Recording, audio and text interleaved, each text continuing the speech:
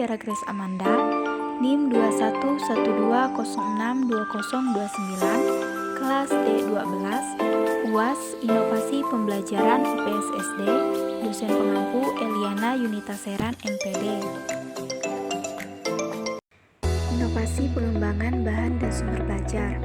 Nah, bahan atau perangkat ajar dapat berupa materi pembelajaran untuk membahas suatu pokok bahasan yang dapat berupa cetak, misalnya seperti artikel, komik, infografis, dan sebagainya, maupun berupa non-cetak, yaitu seperti audio dan juga video.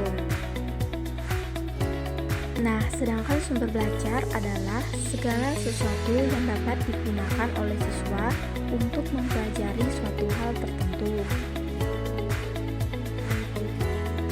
Terdapat 6 klasifikasi sumber belajar. Yang pertama adalah pesan. Pesan ini merupakan informasi yang diteruskan oleh komponen lain dalam bentuk gagasan, fakta, arti, dan data. Yang kedua adalah orang. Nah, yang dimaksud dengan orang ini yaitu manusia yang bertindak sebagai penyimpan, pengolah, dan juga sebagai penyaji pesan. Misalnya seperti dosen, guru, tutor, dan lain-lain. Nah, yang ketiga adalah bahan. Yang dimaksud dengan bahan yaitu perangkat lunak yang mengandung pesan untuk disajikan melalui penggunaan alat atau perangkat keras ataupun oleh dirinya sendiri. Nah, yang termasuk ke dalam material yaitu seperti transportasi, slide, film, audio, video, modul, majalah, dan buku. Yang keempat adalah alat. Alat merupakan sesuatu atau dapat berupa perangkat keras yang dapat digunakan untuk menyampaikan pesan yang tersimpan di dalam bahan. Misalnya seperti overhead proyektor, slide, video tape, atau recorder, dan lain-lain. Yang kelima ada teknik. Nah, teknik merupakan prosedur atau acuan yang dipersiapkan untuk penggunaan bahan, peralatan, orang, lingkungan untuk menyampaikan pesan. Nah, misalnya seperti pengajaran terprogram atau yang disebut dengan modul, simulasi, demonstrasi, tanya jawab, dan lain-lain. Yang keenam atau yang terakhir adalah lingkungan. Lingkungan ini merupakan situasi atau suasana sekitar di mana pesan ini disampaikan, baik itu lingkungan fisik ataupun non-fisik. Yang dimaksud dengan lingkungan fisik yaitu misalnya seperti ruang kelas, pencahayaan, sarana-prasarana, alat atau media belajar, dan sebagainya. Sedangkan yang termaksud dengan lingkungan non-fisik yaitu berkaitan dengan internal, misalnya seperti kenyamanan siswa pada saat belajar dan hubungan siswa dengan sesama, yaitu dengan teman sebaya atau dengan guru. Nah, jadi berdasarkan pada keenam penjelasan sebelumnya tentang keenam klasifikasi sumber belajar, maka dapat disimpulkan bahwa video pembelajaran edukatif ini termasuk ke dalam klasifikasi yang ketiga, yaitu ke dalam bahan. Nah, jadi pengembangan bahan dan sumber belajar kita pada hari ini yaitu pada muatan IPS kelas 5, tema 3, subtema 1. Interaksi sosial dan interaksi manusia dengan lingkungan.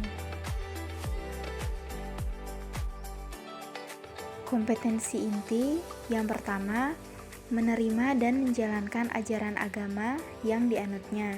Yang kedua, memiliki perilaku jujur, disiplin, tanggung jawab, santun, peduli, dan percaya diri dalam berinteraksi dengan keluarga, teman, dan guru.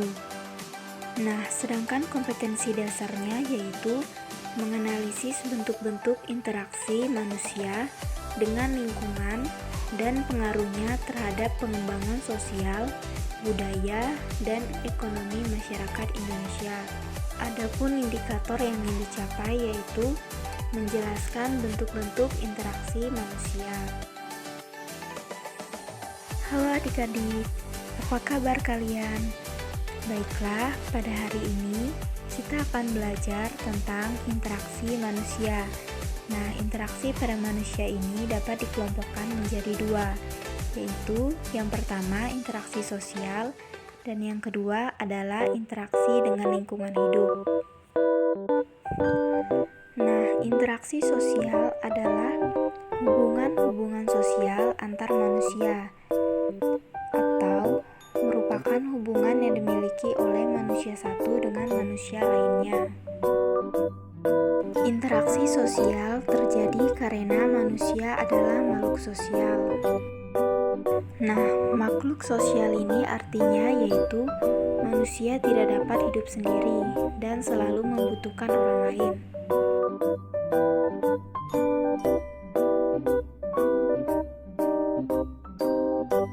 Baiklah, pada hari ini kita akan belajar tentang jenis interaksi sosial. Nah, jenis interaksi sosial pada manusia ini dapat dibedakan menjadi tiga.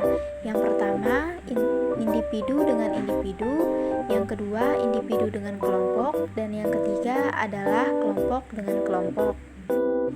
Nah, baiklah, yang pertama kita akan melihat jenis interaksi sosial yang ada pada individu dengan individu.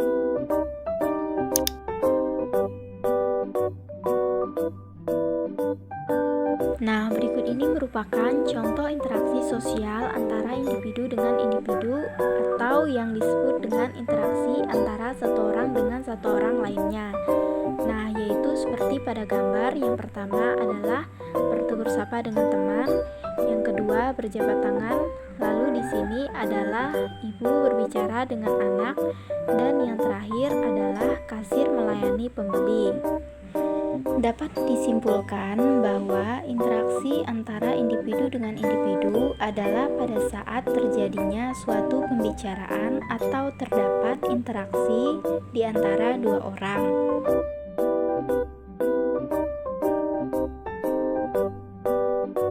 Baiklah, yang selanjutnya adalah individu dengan kelompok.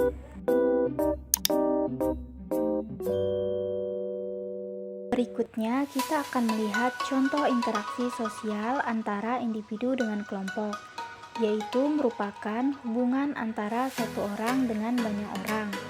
Nah, pada contoh gambar pertama yang dapat kita lihat yaitu interaksi di dalam suatu kelas, di mana terdapat guru sedang mengajar muridnya.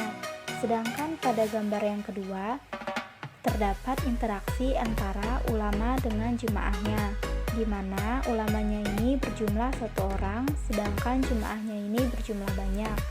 Dan pada gambar terakhir atau gambar yang ketiga adalah berpidato, di mana di dalam gambar tersebut terdapat satu orang yang sedang berpidato di depan banyak orang, artinya terdapat suatu interaksi.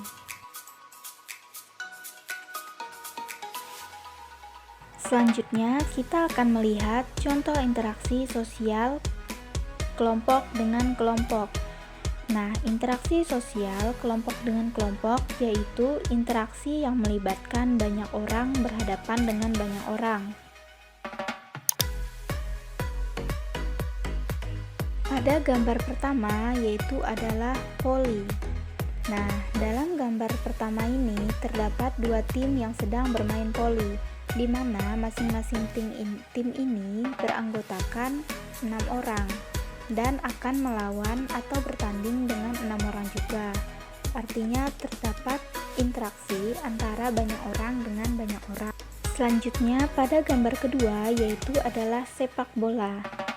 Nah, di dalam gambar tersebut terdapat dua tim di dalam sepak bola tersebut yang sedang bertanding, di mana seperti yang diketahui bahwa satu tim dalam sepak bola terdapat atau terdiri dari 11 orang. Nah, 11 orang ini akan berhadapan atau bertanding dengan 11 orang juga. Itulah yang disebut dengan interaksi kelompok dengan kelompok. Sedangkan pada gambar selanjutnya atau gambar terakhir yaitu adalah tarik tambang, di mana terdapat 3 orang yang sedang bermain tarik tambang, dan 3 orang ini berhadapan atau berlawanan dengan 3 orang juga.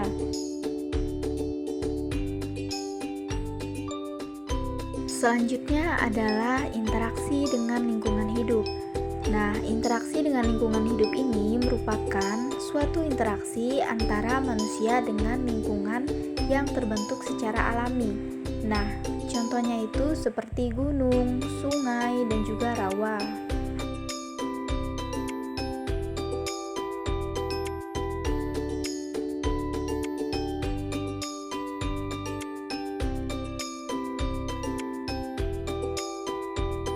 Berikutnya, kita akan melihat contoh interaksi dengan lingkungan hidup atau lingkungan alam yang ada di sekitar kita.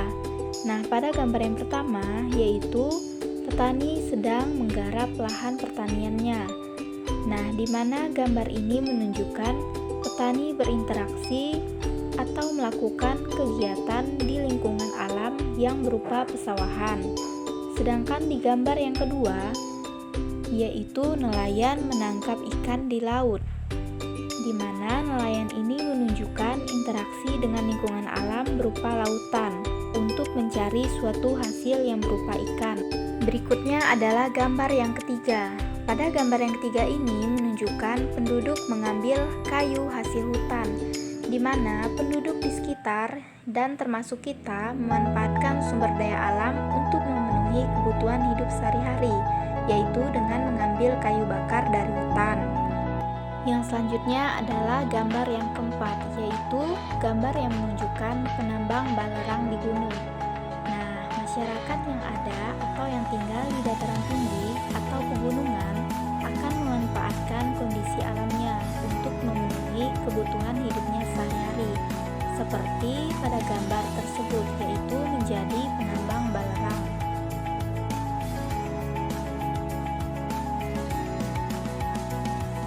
Selanjutnya kita akan membahas tentang interaksi sosial di lingkungan pasar.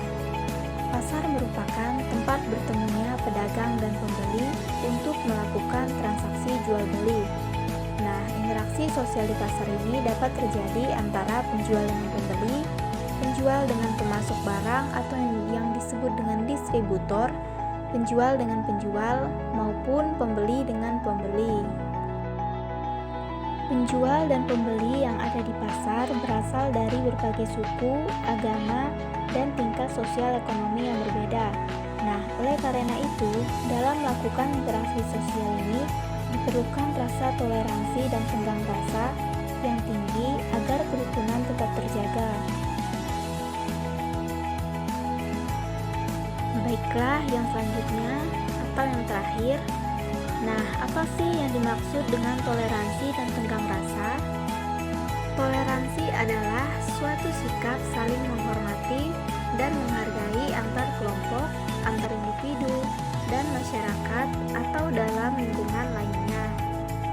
Sedangkan tenggang rasa adalah suatu sikap hidup dalam ucapan, perbuatan, dan tingkah laku yang mencerminkan sikap menghargai dan menghormati orang lain.